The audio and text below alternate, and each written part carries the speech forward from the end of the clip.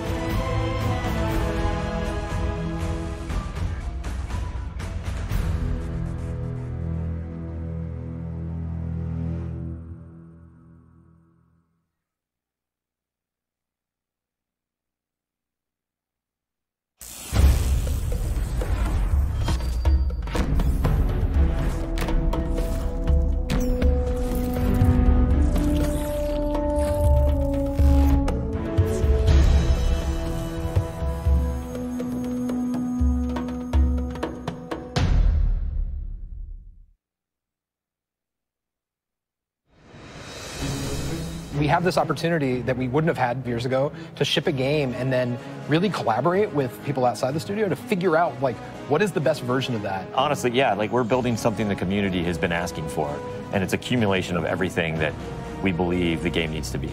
The upside to that is we're not holding anything back. All the feedback we've heard for the last year is, this is it. It's in Forsaken.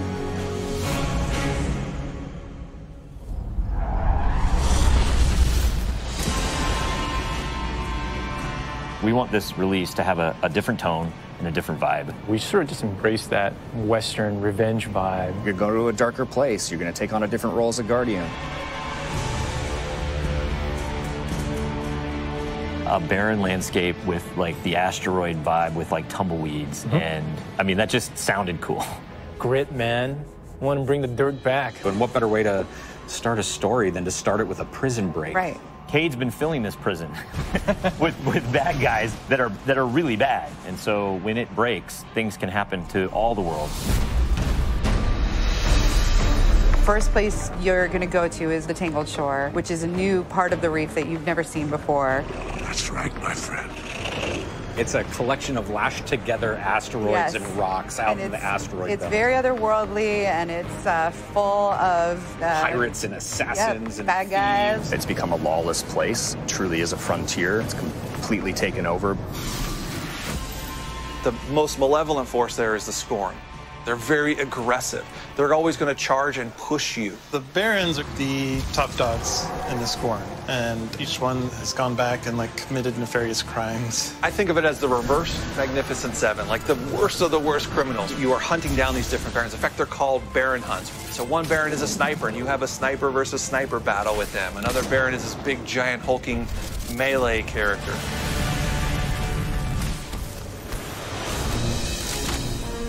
One of the things we're most excited about is the new weapon system. Hey, if you like Destiny 2, great, play that way. But if you like Destiny 1, great, play that way. But if you're crazy, why not 3 shotguns, right? Just for the fun of it. We need to have as many ways as possible, and then we need to have people fighting about it. Like, no, man, you f***ed up, you're taking the wrong weapons, or can I say?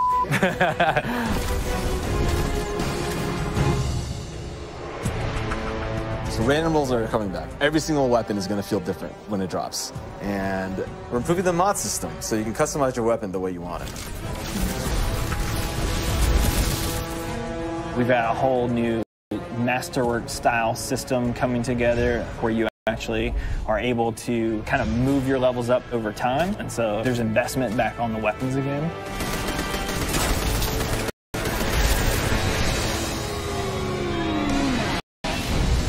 New supers, yeah, crazy new supers. What's your favorite? Fire knives are awesome, which is a different take on Golden Gun.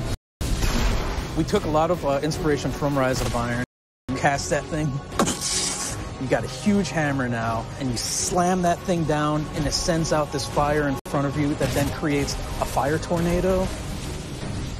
We got to take it to the next level, you know? The idea that anyone who plays, however they play, they're going to have some new way to engage. Yeah. I'm in love with the new Void Warlock. Teleportation that's like super anime, just like... We've been having great games with the Arc Warlock. You basically cast this thing, he pulls back. Yeah, and it's going to break the game, and I think that's amazing. Yeah, you know? We also wanted a new weapon type that felt meaningful, so we came up with a bow and arrow, which seems kind of crazy, but when you use it, you feel like godlike. It is utilitarian, it's fantastical, it's also sci-fi. So we have a short-range bow, we have a medium-range bow, we have a long-range bow. But we built this guy, which is like supposed to be super techy. You're like, why would you ever choose a bow in a game that has an automatic, machine gun? But boy, it's deadly. I mean, that's a nice machine gun you got there, buddy, but right, and then it's done. The biggest thing for me going into production on this game was like a new way to play, a new thing to do that like is new to Destiny. Let's see what we've got. We want to be able to give players what they want, but also surprise them. Gambit is a brand new mode. Destiny begs to marry PvE and PvP together. It's like adding bacon to peanut butter and jelly. You start off being able to see the other team that you're going to compete against, so you can taunt each other, you can emote. Each team is in their own separate arena, and they're being assaulted by combatants.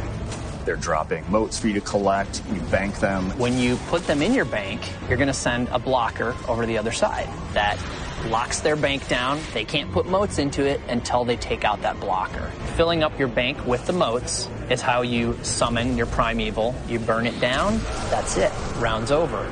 The interesting part is that we allow one person from your team to go over to the other side and physically invade. I mean, I've seen people that just hate PvP. Like, the first time they invade and they get multiple kills, they'll come back and they'll be like, suck it! It's awesome. We leave the raid team alone. I mean, if you can't tell, like, we just kind of let them do their own thing. But we have Joe over there. For this next raid, we wanted to get back to the epic adventure where you're going out to slay a big monster again. This raid has more bosses than any raid we've ever had before, and we're really excited to get players in there. The raid is actually about more than just the raid. It's about the Dreaming City, the place that the raid exists. And it's an in-game destination that we've never done before.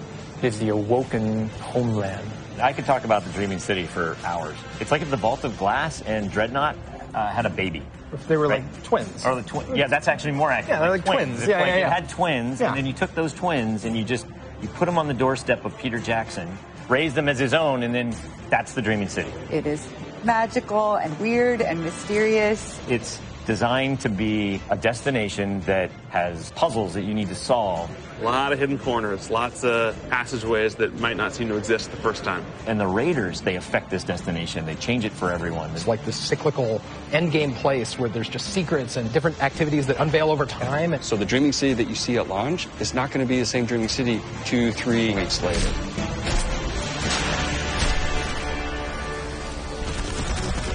So with every design decision we made for the Forsaken, like the first thing we ask is how will the community react to this? Players want their investment in Destiny to matter, and they want to be able to see that reflected in the content. We knew we wanted to do something for the collectors in our game, so we built a feature called the Collections. It's a way for you to track all the items that you can go out and acquire.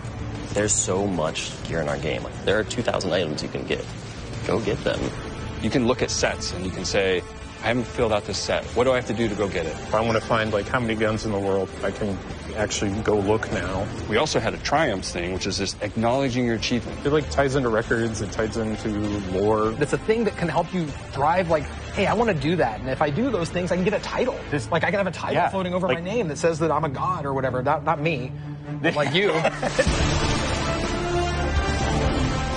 We wanted Forsaken to feel like a game that never ends, so we're going to reinforce the hobby and make the experience something that can be played night over night. We're changing the weapon slots. We're changing how the pursuits work. We're adding new features like the collections and the triumphs. We built Gambit. We've got a whole bunch of new weapons to chase, exotics that are really powerful. We have Lisa focusing on some sweet new exotic armor. Maybe we gone overboard, like dialed it too high. Ore to go out there and collect in the world, exotic armor pieces to go out there and hunt. We're working on armor perks, random rolls, new mod system, new subclass paths.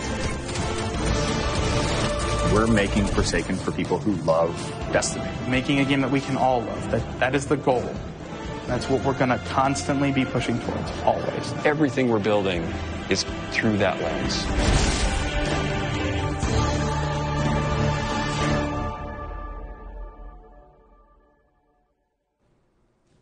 Hello. I just saw you guys in that video. Yeah. I know, it's very, very fancy. Are we live? Is this real? Calm down, dude. I guess. Is this now? It's just me. Okay. Everything's fine. Okay, good. Well, in that case, welcome to the live portion of the show. That was obviously a Bungie Vidoc, so that we could reveal Destiny 2 Forsaken, a major expansion to the game that we've been playing since last September. And this September, we're going to have all new ways to play and collect and evolve and do awesome stuff. Yeah. So it's my pleasure to introduce you to my two fellow co-hosts, two developers who have been leading our team in the development of this new adventure. They are Scott Taylor. Hi. And Steve Cotton. How's it going? So these two gentlemen have been with me on stream previously. If you've been watching Bungie streams for a while, they may seem familiar to you. Scott, you and I sat next to each other right around this time last year. 2 years ago. 2 years ago. Yeah. God, time passes It so does. fast when you're playing fun. So we were together for the reveal of Rise of Iron. Yeah, that was great. And Steve, you and I traveled all the way to Germany by way of 2 planes and 4 trains. 18 trains. 18 trains, yeah. But you were on stream for the first time that we ever revealed private matches and playing in Rise of Iron. So welcome back. Thank you. Thank you. For people who might not be familiar with you, for people who might not know what you do here, talk to me about what you do at Bungie and what your contribution to Forsaken has been. Right, so I am the Forsaken project lead. My primary job is controlling Steve. When I'm not doing that, we work with a lot of awesome people, the leads of the game, to make sure that Forsaken ships and is everything that we want it to be. So that's kind of what I do. Do you concur? Are you under control? Well, for loose cannon, I guess maybe. No, Okay. he keeps me under control. Yeah. He's Step good. into analysis. Step into. It worked. It worked. It's the Westworld. So what's your role on Forsaken? Oh yeah. In a game, any game, but a game like Destiny especially, somebody kind of has to try to keep the whole game in their head so that we're making all the right decisions for what's best for the game. So I guess that's what I do, and set high level direction and goals for the teams. But mostly, I think I just listen to a bunch of great ideas and nod a lot. Yeah. Okay. And we, enabling so many different disciplines, so many different teams to work on this game, and we got to meet a lot of those teams and a lot of those people in the Vidoc. Narrative designers, sandbox designers, mission designers, activity designers. So it's all coming together all over again under your direction. So we're grateful for it. What have been your overall goals? What have been your super objectives in the leadership and guidance of all these teams working together? So we had 2 goals with the Forsaken, Scott and I. The first was to kick off the game with a brand new story. One that had a new tone and a new style, one that we're both really, really excited about. Yeah. You saw a little bit of it in the Vidoc, but just a little bit. We're not going to talk about that much today. Game. It's about not depth in the way that we challenge players and the way that they discover secrets and the systems and the way that they learn about the game and feel smart and think about the game. So those were the 2 goals. Okay. When you talk about bringing depth to the game, I think we took a look just briefly at the Dreaming City during the Vidoc. And I think this is a great piece of evidence as to your commitment to the end game and exactly how you're bringing this depth to the end game. And I love the statement that this is the first time that we've ever built a destination to serve as the home to the end game, a place where all of those things can live. Yeah, so I don't want to spoil the surprise here, because that's what the Dreaming City is about. Is about being a surprise. But it is a destination built to have some of the most difficult challenges and the deepest secrets. But it's one that I think we want to leave for another day as well. Secrets aren't very valuable. We're being coy about a lot. It's funny. Yeah, we haven't. I mean, actually, we're just really excited about the Dreaming City, and it ties into the raid in a really special way. And so we're showing more of that than we have before. But it's because we really want to show that the raid and they all tie together in a really impactful way. But player discovery is really important, and so I think we're going to kind of leave it there. That's fine for this. Yep. But you have a lot of look how end game. pretty. You have a lot look of how pretty. It is pretty. Look how pretty. It is pretty, and you have a lot of end game promises to make. These are promises that we will keep in the game, and also promises that we will elaborate on all summer long. This stream is the beginning of a conversation. I think we're kind of creating a table of contents of conversations that we will have later on. The story reveal is planned for E3. So next week, we'll learn a lot more about the story that they're telling. We will learn more about our endgame challenges as the summer unfolds. May even invite some people outside of our studio to experience the Dreaming City and to talk about its promise, because we're pretty good at saying that what we make is cool, but an outside perspective is always valuable. So these are curiosities that we will pay off later. Apologies if you want us to delve all the way into the deepest reaches of the Dreaming City. We want you guys to play this game. Yes, we want you guys to play the game. We do, in fact, want you to play this game. So these are conversations that we'll have later.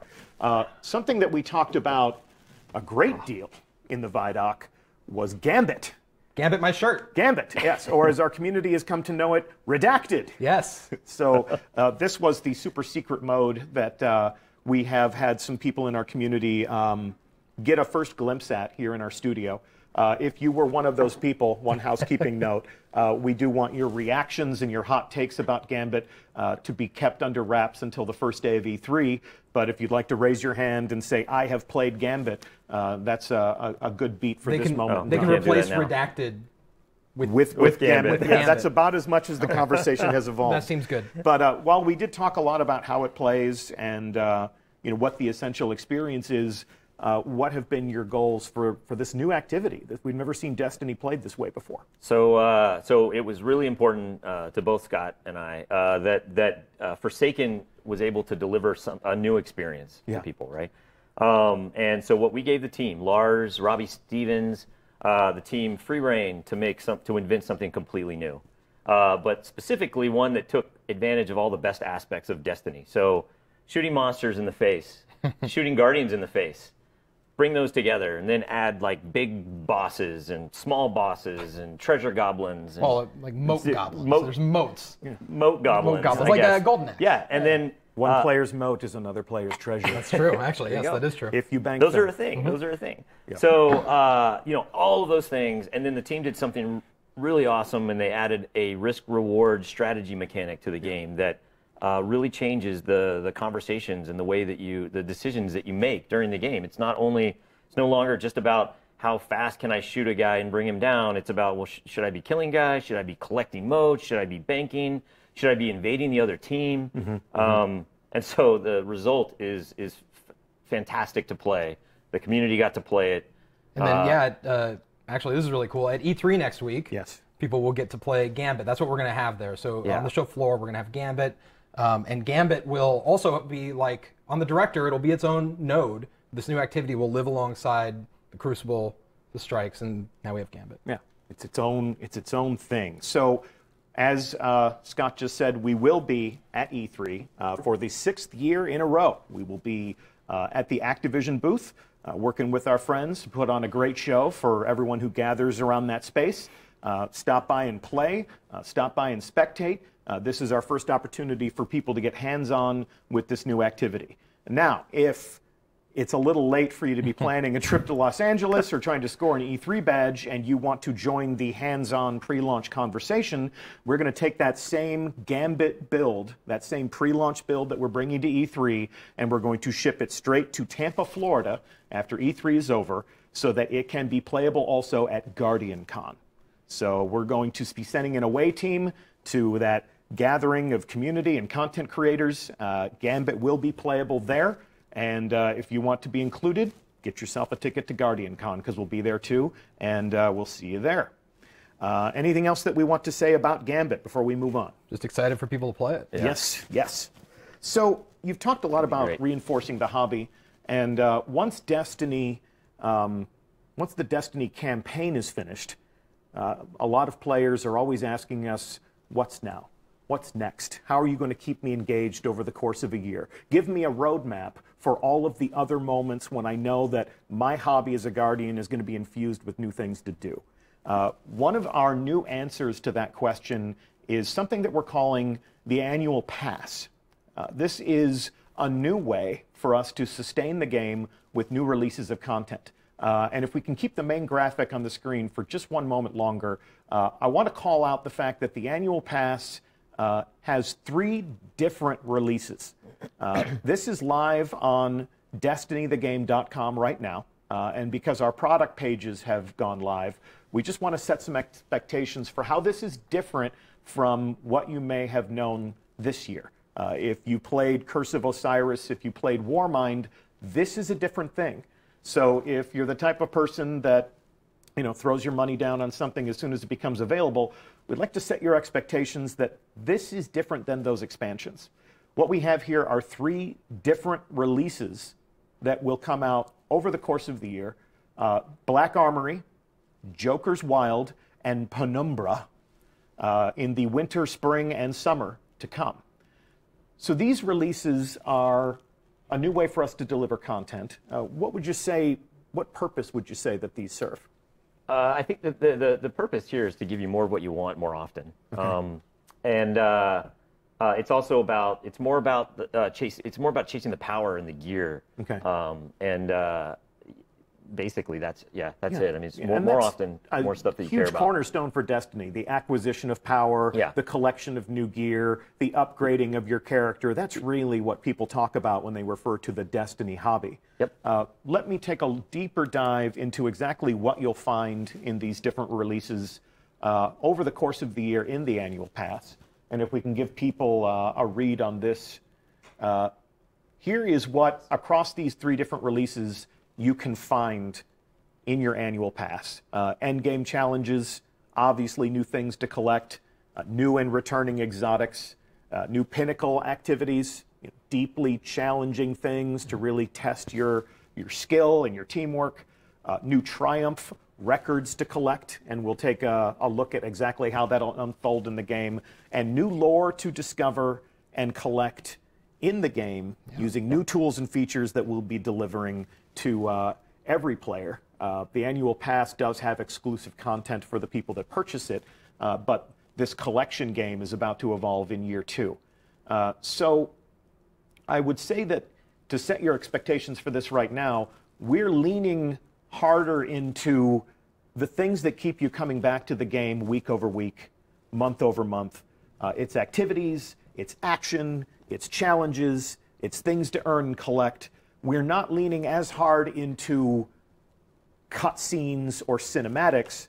Obviously, we're telling a story, but it's a story that you'll discover in moments of action, the reason we play the game, and things that we can collect, and our understanding of the world that you're creating will grow over time through the annual pass, and you'll be building on the great story that you're telling in Forsaken. Yeah, it's definitely about not having just a single moment where people come back and having that kind of extend and stretch out. Yeah. And each of these releases, the 3 releases that we indicated, each of those releases begins a new season of play.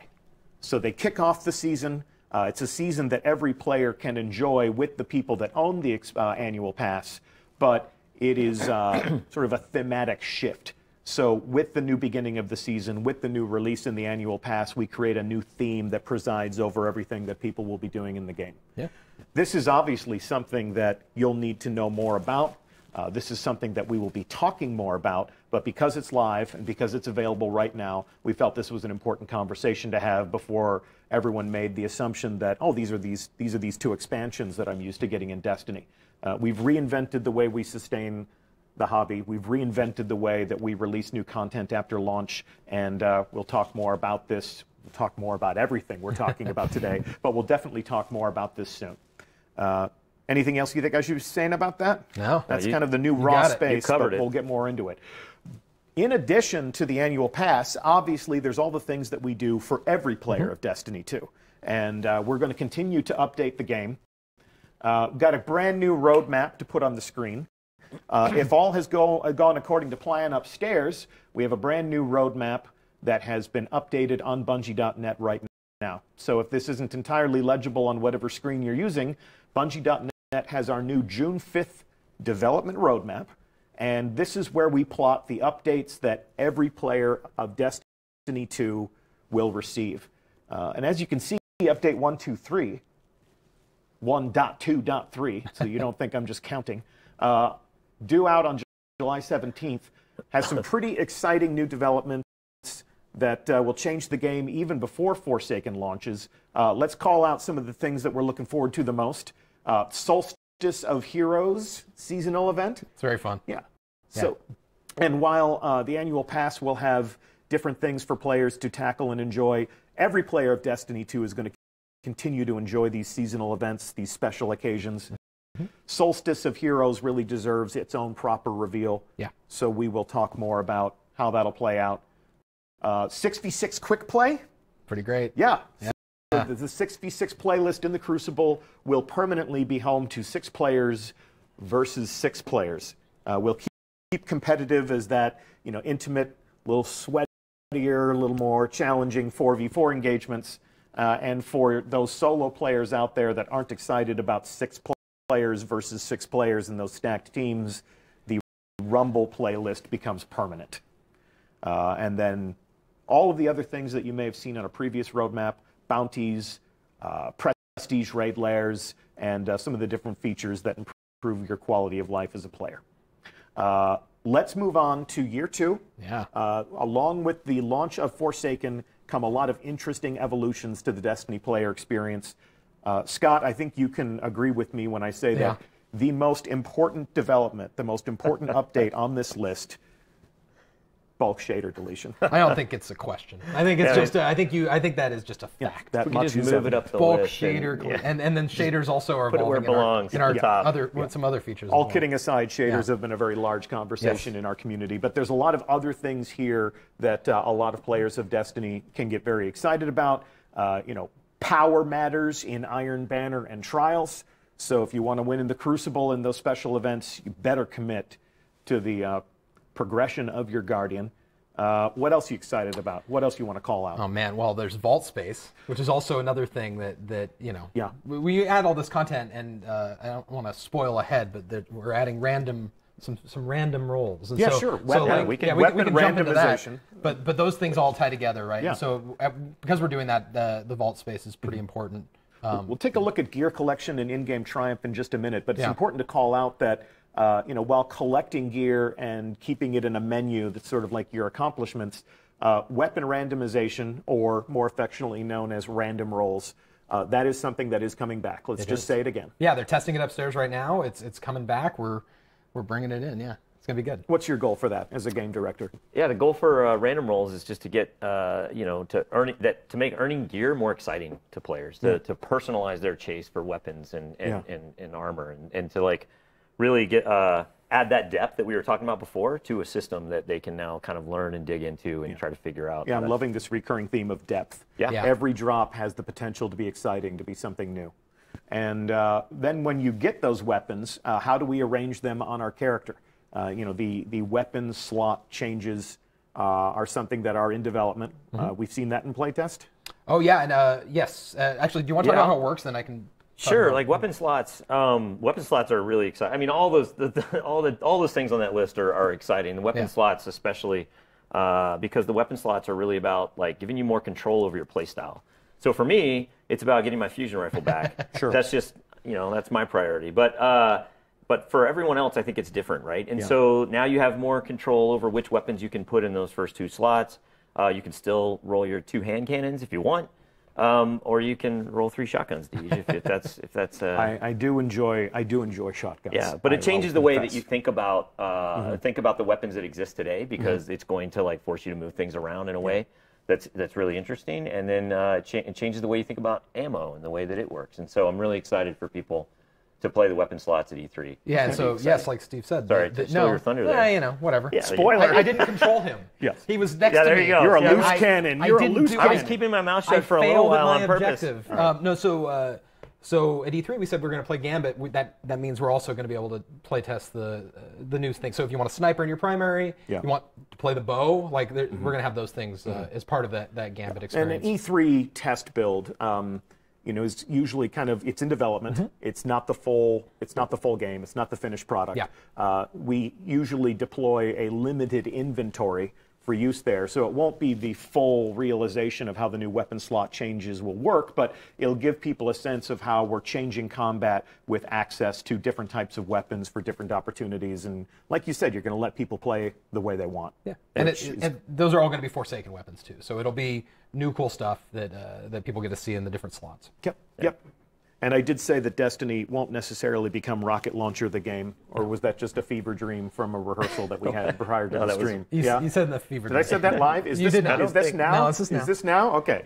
Yeah, so there's all sorts of other conversations that we'll need to have about ammunition and balance and all of those things. So this will be a long conversation throughout the course of the summer. Where are we going next? We called out on the roadmap that gear collections and in-game triumphs are something that we're bringing to every player of Destiny 2, and we caught a glimpse of that in the Vidoc. But just to reinforce the fact that it is in fact real, I would like to break net live to a build of the game. Can I say something? I would love for you to say something. So this is a build we propped from someone's machine. It's totally in development. We are going full transparent. You're going to see things, numbers, whatever. They are all they're not fake, but they're not real. They're not done. We're back in the Westworld. So they're not done. And so when you see something that's a number on a screen or This is about, we're going to show you guys the bones, and I am not uncomfortable about this. This is going to be great. Yeah. This is a look behind the curtain. This is a glimpse of something that is, in fact, in development. You can see our brave guardian named Bungie TV. This is a hunter that we have cobbled together for the purposes of this demonstration. This is obviously not my character, because hunter. But what are you? I'm a warlock. I know. Have we met? I'm a warlock too. There you go. How you doing? Here you go. What are you you, guys Steve? Can take Titan. You guys are can you? take your warlock. Okay, so that's the end of the stream. No, I'm kidding. So if we take a look at the global navigation here on our user interface, across the top, the first thing you'll notice are some new feature tabs. The first that I'll call out are the triumphs. Yep. And if you can pay some special attention to some of the headers here, all of this is a work in progress. I want that placeholder medal. Yeah, you want that placeholder medal? Yeah, exactly. That's a hard one to get. Is it bad that I actually want it just because it's like glowy and yellow? But there's a lot of empty space that you can populate here. You talked during the Vidoc about some of the different badges and some of the different titles that you can display to commemorate your accomplishments. We're going to take a very high-level view of this, and everything that you're about to see is a work in progress. So you can screenshot this, you can speculate this. All the numbers will change. As you can see, we have Gambit-specific triumphs to collect and to lord over your friends. How you collect motes or the blockers, or you can see that we've broken this out into different categories. Again, there are not 0 of these things, but you can see that this is about creating many different levels of meaning and letting you gather these things together and categorize them in ways that make sense.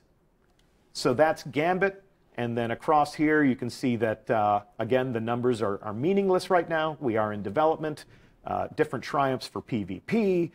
You'll be dispatched by the Vanguard, and then, of course, we are collecting in-game lore so that when we're telling stories that you discover and collect, even if there aren't cinematic cutscenes, which you have in the Forsaken campaign, of course, but throughout your hobby as a Guardian, there are going to be other things that you get to collect and add to this space. And really quickly, how that works is that you're going to find items in the game that tell a story, and then you can go and gather them and collect them and then read them in here.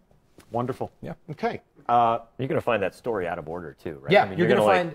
So you're going to find items out in the world, and you're going to open them, and it might be page 7 of the story, and you're going to piece it together throughout your travels of all the destinations. Like a well-armed anthropologist. So let's take a look at collections. A lot of people have, when they talked about Destiny, they're like, how many guns, how many exotics, where can I find that stuff, how do you get that stuff? This is going to be a great guide as you assemble your perfect arsenal. Again, we're going to leave a lot of this stuff for exploration at a later date, but just to show you how one of these categories works, we're going to take a look at the exotic arsenal. So you can see here that we have this grouped out by weapons and armor. So if I find something out in the world, if I buy something from Xur, if that fated engram pays off, this gets added to my collection. Yeah, so once you've acquired something, then it's here. So this is obviously similar to the kiosk that's in the tower, but one key difference, as you noted earlier, is that this is with you at all times. Yeah. So certain weapons, like the exotics here, you can buy back for a price, and so you can, with the vault space and with this, you can kind of move with some more confidence that you've gotten the thing that you want. And when you say buy back, like if I were to acquire Sweet Business and dismantle it, not that I would ever do that. Why would you do that? Because it's so sweet. But if I did that, and then later on somebody said, you dismantled Sweet Business? What are you, an idiot? Like, what, did you think you weren't going to put an exotic in your heavy slot? Well, you are an idiot. Yeah, I know. I am an idiot, but I still play this game, and I love it just the same. And if I wanted my Sweet Business back, I could use this collection system to restore it to working order in my inventory. Using different materials that I've gathered. It's different for different categories. It's a long conversation that we're not going to have to be really today. clear, that is explicitly about how the exotics work, and we're working on everything else. Everything else. Everything else is a work in progress. And because exotics are a thing of mystery and discovery, you're not going to tell me, you're not going to give me a full menu of what exotics you own and what exotics you don't. No, but to note something there that I don't think we're going to exactly show, but if you were hovering over an Iron Banner weapon or piece of armor, it would tell It tells you how to get it. So it would tell you how to Yeah. get it. It'd be like, Sure. go play that Iron Banner, or go do this strike, or whatever the circumstance is. Yeah. It'll let you know. Or if it's mysterious like that, it will. Yeah. You know, there'll still be mysterious, non-exotic things as well. Yeah. And then we're still gathering these things together and putting them into interesting categories. Yep. All right. And then the same goes for your weapons. You'll tell me where I can go find all my favorite legendaries, or maybe document the things that I've earned as I progress. Do the same thing for armor, breaking that thing out across all the different activities, all the different subclasses. Collect all of your ghosts, all of your different bots, all of my ships, all of my sparrows, and Flare. And flare, perhaps near and dear to Flare. everyone's heart. The flare, the things that you use to decorate your guardians. Here we have our emblems. Here we have our shaders. It's important to wear some flair. It's important to express yourself. You do want to express yourself, don't you, Steve? We really do require 15 pieces of flair in Destiny 2. Yes. Some 15? people choose to wear more, and we encourage that. That's from a movie. It is. You have a case of the Mondays. I do have a bit of a case of the Mondays, even though it's Tuesday. But we can see that this is an opportunity for you to look upon all of your treasures. I don't know if these numbers are placeholder or if they are finished.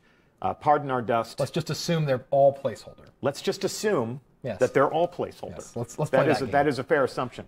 And then, as we said over on the right, all of that's work in progress or even to be revealed. So we'll be filling in the raw space over here as we finish our work on these new features. Yeah.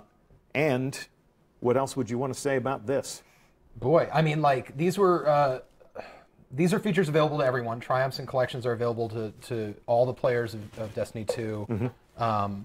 So we're excited. I think that all these things go together to tell a story about depth and about Destiny for me is at its best when I have a triumph I'm chasing that's tied to a bounty, that's tied to a material I'm gathering from a public event, and I feel smart because I chose to do these things, and I'm trying to get the lore to finish the book, and so Destiny's really unique in that way where I love Destiny the most when it's that, and I think that that's been a big piece of what we've been trying to do. It was really powerful the moment this went in, and we imported our own characters from home, and you could see this just populate with the stuff you had and then the stuff that you still didn't have. And so I know a lot of people out there have almost as much, probably almost everything that they could possibly think that is out in the game, but this tells you, like, no, you still don't have this piece, or you still don't have this thing. So that which can become sets a motivation. do you want to complete? It was really powerful. Collections launches with Forsaken, so it's not going to be like moments of triumph where we say moments of triumph are live and our most hardcore fans go in and say, cool, I'm done, where's my shirt, right? Like, there's going to be all new things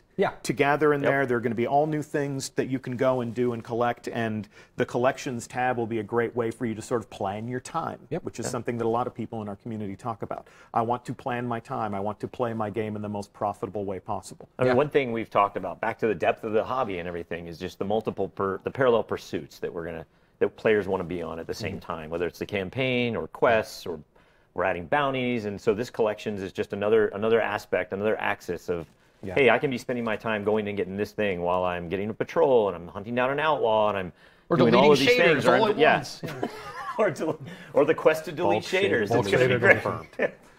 Cool, guys. It was almost the title. Well, I think that's all we're going to talk about today. And I know that we have created more questions than we've answered by design. That was the plan. We will be at E3. We will be updating our blog every week. We will be at GuardianCon. We'll be inviting other people to play this game and to offer their expert external opinions. This begins that old familiar summer cycle. If you are a Destiny fan, we're going to travel the world. We're going to talk to people wherever we can find them, and we're going to introduce them to Destiny 2 Forsaken. So we're so excited. Yeah. Yeah, thank you. Thank you so much for tuning in. It's amazing. Yeah, thank you so much for watching. Thanks for coming with us on this journey. Thank you for playing. We'll see you at E3. Yeah. We'll see you at E3. Yeah. And you. And you and me and you and Lars and the rest of the people. Tej from HMS. Tej from High Moon Studios, who's been a great partner on the exploration. It's been amazing. They were like, hey, you want to work with High Moon and go to San Diego every month? And I was like, I guess that's fine. Yeah, no, they've been amazing. They've been absolutely incredible. It's been really great. Well, we'll see them at E3 as well. Yeah. And if we see you at E3, definitely pull us aside and say hi. And if not, hopefully we'll see you at some point this summer. In closing, we're going to take another look at the Vidoc, but not in full.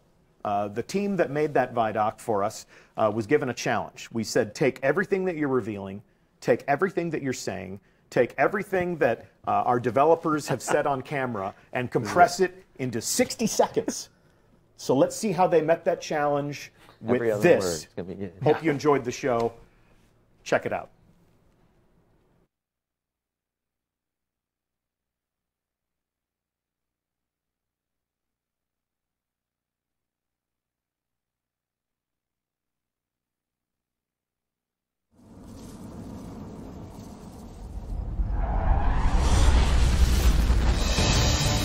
We're building something the community has been asking for. We want to be able to give players what they want, but also surprise them. We want this release to have a different tone and a different vibe. You're going to a darker place. You're going to take on a different role as a Guardian. We're changing the weapon slides. We're changing how the pursuits work. Gambit is a brand new mode. Armor perks, random rolls, new mod system, new subclass paths. We're making Forsaken for people who love Destiny. Making a game that we can all love. That is the goal. That's what we're going to constantly be pushing towards. Everything we're building is through that lens.